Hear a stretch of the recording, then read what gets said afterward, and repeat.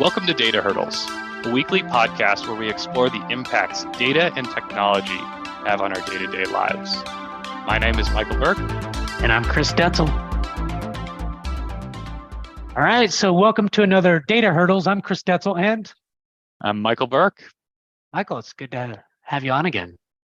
Thanks, Chris. Happy to be here. It's Friday. All right. It's Friday, and this is our typical time to do this. But so today we're going to talk about how we can make decisions around data. Yeah, and this is an interesting one, a little off of some of the other things we've been talking about with machine learning and going deep into like reinforcement learning and some of this other stuff. Chris and I were talking and we sat back, we said, you know what? I don't know about you, Chris, but like most of my friends do not make decisions with data that I know. And most of the people that I know, they make it off of emotion. And it's so valuable to talk about how you can make a decision using data and data literacy in general. Yeah, I agree. So when you say data literacy, what do you mean? What's the... Right. So really all data literacy is the ability for someone to make an informed decision using data, right? Giving you the empowering you to be able to break down complex information and use it to make a more informed decision that gives you some kind of advantage, right? And a great example, go ahead. I was about to ask that, so go ahead with the example. A great example of this is something like, working out, right? Or trying to diet, right? You might think when let's say you're trying to lose 30 pounds or whatever, you're working at it every day. You wake up, you have these emotional responses, a feeling of hunger to want to eat something or snack something, and you're not keeping track of what you're putting in your body, right? If you use data in the very simplest terms to understand what you're putting into your body, whether it's filled with fat and sugar or whether it's something that contains protein and nutrients and vitamins, you're able to better understand statistically whether you're going to lose that weight or not. And if you combine that with being able to track your exercise and other things that improve the health of your body, you can get to where you need to go, pending you don't have any other circumstances that are anomalies, right, to the general person or the average person. You should be able to lose that weight, right? But most Americans don't do that, right? And I think maybe that's just almost everybody. Yeah, it's just the world, right? But staying disciplined in using data allows you to have that transparency and accountability that you just wouldn't have otherwise, right? So can I tell a little story, because I think this is a good one, and it's about my wife that she's a big time marathon runner, and she's run Boston, about to be her 10th time in a row, and a bunch of other marathons. But so to be able to do that, right, you have to train. And so when you train, you have to run X number of miles every single month, week, etc. And if you don't train to get to that time that you want to get to Boston, so you have a certain amount of time depending on your age and gender. And so she has to do that, right? Train hard, and then she's got to then think, okay, well, I'm running 40 miles a week, I'm running 80 miles, I don't know, whatever that number is, and I'm doing, long runs, I'm doing some sprint type runs, or those just different types of things. And so to be able to do that, you have to take that data like, okay, am I running X number? How many miles am I running? And then all those things. Then there's the effect of diet, right? And to kind of bring that into, so, I need to lose probably 5 pounds, 10 pounds. She didn't have to lose much, but to be able to lose that, because your body gets used to all that exercise and you're not losing it any more weight, you have to change your diet. So then you got to think about, how many calories am I taking in? Not just calories, but am I eating the right proteins? Am I taking in enough carbohydrates? You need to do all of that stuff. And then eventually it becomes way more technical than, hey, I need to go exercise. Right. It's just part of it. You've got exercise, you got diet, you got types of shoes, you got types of, sports bras, all these things that you've got your watch, things that help you get better as a runner. But you have to take all that data. I mean, all that stuff is calculated on the watch and everything else. She's going to a dietitian. She now is working out with a weight trainer, but she also has a coach that helps her train to really get her, at the best possible speed that she wants to get to for that marathon. And the cool thing is that because you're obsessed with all of these metrics, you start becoming a well-oiled machine, and you start fine-tuning little things that make a big difference. Maybe it's you have to stretch for an extra 10 minutes before the run, right? Maybe it's there's one type of food that you just shouldn't eat, before any race, or you should eat, right? And these little things enable you to have big performance improvements, or maybe just little incremental performance improvements that give you that competitive edge to place in a race, right? Yeah. And to me, every big decision in your life, you can use the same pattern. If you become obsessed and you start thinking about it and thinking about all those variables that you need to track, you will have a competitive advantage eventually, right? One way or another. And I'm not saying you're going to go off and solve the impossible, right? But you will make yourself a better, more informed, more accountable, more transparent person by tracking personal things in your life, right, with data. Another thing is, if we were talking about this earlier, your wage, right? Almost everybody I know, they make a wage and they spend it, right? Or they maybe save a little bit and they spend most of it, and that's how they live their life. And there's nothing wrong with that, right? But when you think about, well, what would happen if I took that little savings and I made an informed decision into an investment, right? Or what if I just was able to save a little bit more? What does the trajectory of my life look like? How is that going to change my life 20 years from now if that's compounded with interest, right? Yeah. Or, hey, I've been making the same wage for the last 5 years. What's happened? Now all of a sudden I can't buy as much, right? Like the market has changed. The cost of goods has gone up. Inflation has gone up, right? Like, what's happening in my life? A lot of people right now are looking to buy houses, and a couple of years ago, great time to buy a house, low interest rates, but also pretty high housing prices in most areas. Mm-hmm. Well, now the prices haven't really dropped in most areas, and the interest rates have gone up, and so some people, if you have to buy a house out of a need, go for it, right? Or if you really want this house and it's the right opportunity for you, but have you really gone back and thought, is this the right time for me to invest in a home? Most people don't make those decisions. They make them off of impulsive or emotional needs without planning and sitting back and thinking about, okay, like, do I think interest rates are going to go down? How much compounded interest will I have to pay by buying a house today versus if I wait a year and I think it's going to go down by 2 points, right? Yeah. And to me, and granted, I am one of the data people, right? That's my role in my professional career. But these little pieces of information that you gather throughout your life, if you start trying to jot them down in some sort of sequence that makes sense to you, you can accumulate so much more and get so much further in the direction that you're trying to head with your life just by taking that little extra moment and say, hey, I'm going to jot down that number. Like, that seems like something that's important to me that I need to remember in my life to get better at the goals I'm trying to achieve, right? Yeah, and I think our minds are kind of like machine learning minds, right? Once you kind of practice it, you do it for a while, it then becomes habit. It's easy to get out of the habit of some of that stuff, but you just got to focus and make it happen. And I think that's key at the end of the day.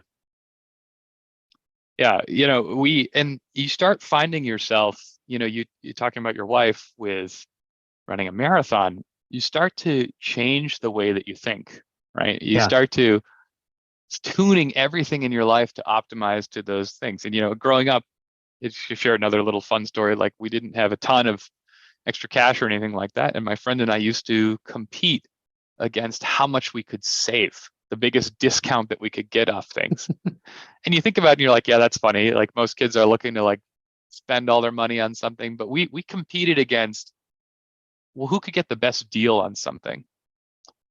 And by changing our mindset and by tracking all these savings that we had got because we were competitive kids, right? we actually kind of crafted this whole mindset around saving money and made it fun and exciting. It wasn't a task or a burden to go out and get something like shop for coupons or get something 50% off, but it became this mechanism that propelled us. And we did so many funny things to try to brag about the discounts that we could get or the profit that we Awesome. could make off flipping things, right? And I remember video game systems, like we used to wait out in the middle of the night, sometimes for days, to buy the latest video game system. And for everybody else in that line, they were buying that video game system so that they could go play it, or for most people, Yeah. right? Because they wanted the, we were buying it to go flip it in the parking lot and make 5x off what that video game system cost. It's like to the brag to one PlayStation another. 5, right? I don't know if you remember the shortage of it the last couple of years. Yeah. But you can make 2 or 3 times what you paid. And we got to the point where we were bringing supplies, tents. We were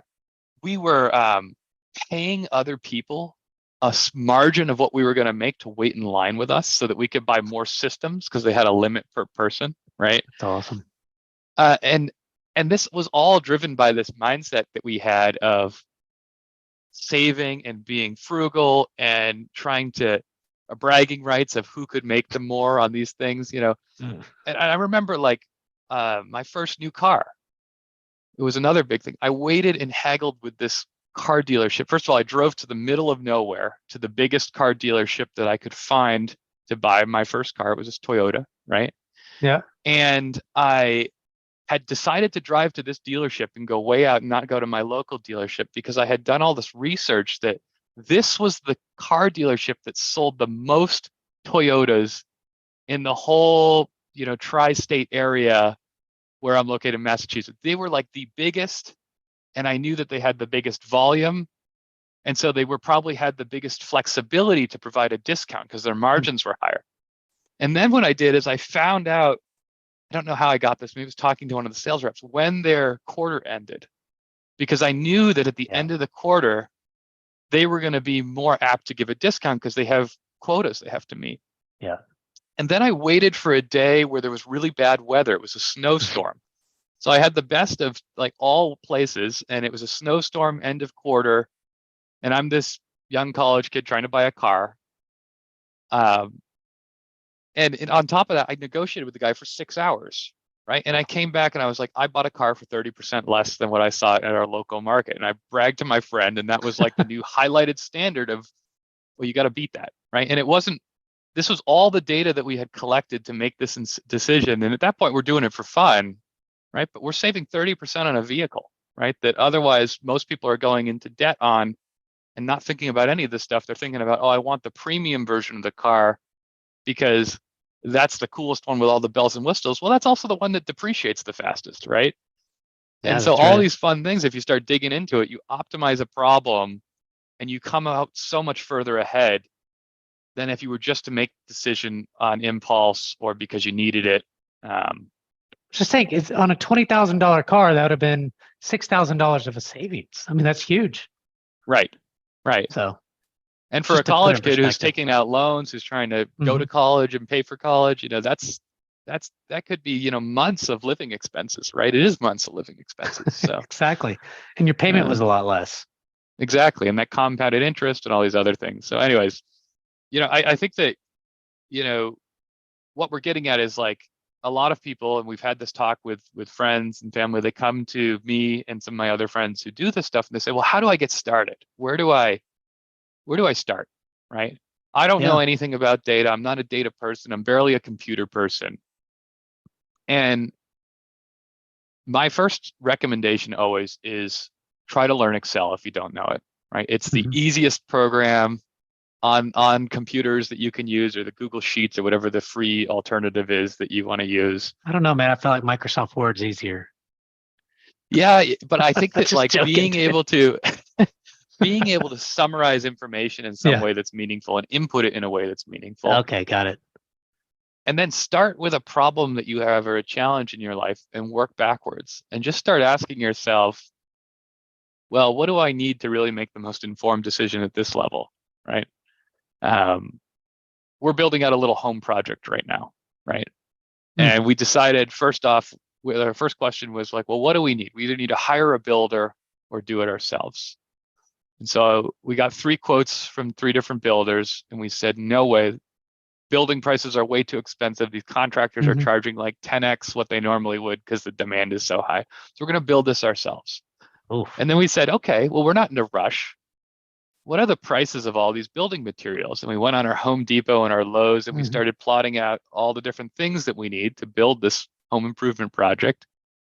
And the interesting thing was, I was like, okay, well, is this the most expensive that these prices have ever been, or have they gone down a little bit? And there's actually this website you can go onto where you can download all the historical prices of Home Depot. And you can actually then draw a little line graph and say, hey, if I want to build this right now, I'm paying 4x the cost of materials, right? If I wait another 3 months because I think demand is going to go down, I might be able to pay 2x. Yeah. And so, some would look at this and be like, you're just crazy. This is stupid, nuts. But I waited 4 months for the cost of housing materials and said, look, we're going to wait on this project for 4 months. And I just bought a bunch of 2x4s for 50% less than what they were 4 months ago, right? That's great. And I didn't even have the time to start the project, honestly. So it wouldn't have gotten done regardless in the 4 months. Yeah. They probably would have sat in my basement waiting for me to do this build. So, there's so many data sources out there, right? And more advanced tools like Tableau, if you get into it, or other charting tools or programming languages. But really, like, there is data out there. If you go to things like Google Scholar or the Pew Research Center or the Fred St. Louis site, which everybody should just know, the Federal Reserve Economic Data site, there are these places where millions I didn't know of about dollars. that. I'm gonna have to go there. Oh, just everybody should just remember, and I got this from a professor of mine a long time ago, Fred St. Louis. It is like the most important site for economic data in the US. And these sites, there are millions of dollars in economists that spend tons of time curating and developing and tracking these data sources to enable businesses and also individuals to make more informed decisions about where things are headed in the world. Yeah, and you mentioned and we kind of talked a little bit about start collecting data for yourself, like fitness and diet information, et cetera. Again, I'm a runner. I use a Garmin watch to collect all of my data. So, how fast am I running my miles? How slow do I need to go? You know what I mean? Like, I think you have to be specific in that, but it also helps. Did I run a lot of hills and elevation? Do I need more elevation? Do I need less elevation? Am I running a downhill race? And so as I kind of go train for that, I look at that information on my Garmin, to make decisions on what does my route look like tomorrow. If I got to go run a hilly route, I got to go figure out, a route that's hilly, and I can't run the same route that I do all the time because I don't like hills, but I have to go focus in on those hills because, the race I'm going to run is going to be hilly or something like that, So I think it's very important. Yeah, absolutely. And the cool thing is that, and we talk about transparency and accountability, right? Everything around us now, especially in the digital age, is bombarding us with signals saying, this is the best deal, right? 50% off, or, these shoes will make you run faster, right? And even more so now that marketing has just gotten so advanced, we have to use data to actually benchmark. Well, is it really making an impact for me, right? Is upgrading to the latest, shoe with the gel inserts going to make me run any faster, or is it actually going to slow me down because that gel is significantly heavier in the heel of my shoe, right? Sometimes that's trial and error, but yeah, I'm with you. Yeah, and I just think that, by looking at information over time in any way that you can when you're making a big decision is, not getting wooed into the marketing of a discount. You're empowering yourself to say, actually, you marking this thing off 20% is not a deal because 6 months ago it was half that price, right? Exactly. Or you marked it up and you did this whole thing of like intentionally marking up the cost of something so you can discount it, right? and we're actually just spending the same as what everyone else is in the market. So I don't know. I just, I hope people enjoy this podcast. I think that the goal is really just to get out there and start questioning things and logging things and tracking the things that are important to you, whether it's losing weight or buying a new car or investing in a home. Understand what it's going to get you and what you're going to get out of it. And if you have that mindset of always shopping for that discount, or you will get so much further, right? And your money will work for you. You will, and we haven't even talked about investments, right? There's a whole other side of this. If you're able to save more, you're able to invest more, right? There's somebody who once told me that if you buy a new car that, well, I don't know if it was 30 years or 50 years, but it's the equivalent of giving away $1 million if you were to invest it compounded, right? Mm-hmm. You were to put $50,000 into a new car now or whatever. That's like $1 million compounded growth. The way that the S&P 500 is, and again, things have changed now with the instability of the economy and all this, but like these golden rules that, like, if you're just able to take a little bit less off the table that you're throwing at these fun toys that you're buying, and you can track that over time and you can watch that money grow for you. Yeah, you've heard of the saying, house rich, money poor, or car rich, money, they don't really have any money, and I like that, making data decisions around your just everyday life, and instead of spending $50,000 on a car, why not go for the $20,000 car and invest your money, the other $30,000 into, a mutual fund or whatever over time, and let your money grow for you and just make better decisions. Data allows you to make better decisions, and those are just simple things, Yeah, absolutely. And it's crazy because, like, the average American, right, is right around $60,000 in debt that they're holding, and if you look at that across, that's just an average. That's just an average. But if you look at that across, and it's totally skewed, right, based off of income and education. That's the sad thing. But if you look at the folks that are in that bottom far left tier, right, they're holding an immense amount of debt, and they're accruing more debt just by not taking any action, right? And you get into these terrible cycles of like being stuck in debt, right? Because you have high interest rates that you can't pay down your debts, and you can't get out of it because you aren't able to save. And even if you were, you wouldn't save, you would buy more things. Yeah. And I think that there is so many people in the world that are living with that kind of paycheck to paycheck mentality. And it's not just in the poverty levels. Like at every level, there are people who, even making tons of money, right, where they're living paycheck to paycheck because they haven't understood the power of money. And I didn't mean to make this like, thing about podcast. Money, right? And we're not doing a money podcast, but it's an easy one to talk about because it's easy to articulate. But anything that you're trying to do in your life, there are so many challenges where if you were just to breathe, take a second, ask yourself the right questions. Am I on track? Am I behind? How can I measure this? You'll drive more transparency and accountability into the direction you're trying to head in your life. Yeah, and I agree. And when you think of, and we'll kind of wrap it up, but is fitness, health, finance, every part of the data decisions you make in those things will help you just live a better life, and to be cleaner, Well, Michael, this has been really good. Thank you so much for another Data Hurdles podcast. I'm Chris Detzel, and I'm Michael Burke. Thank you all for joining. Take care.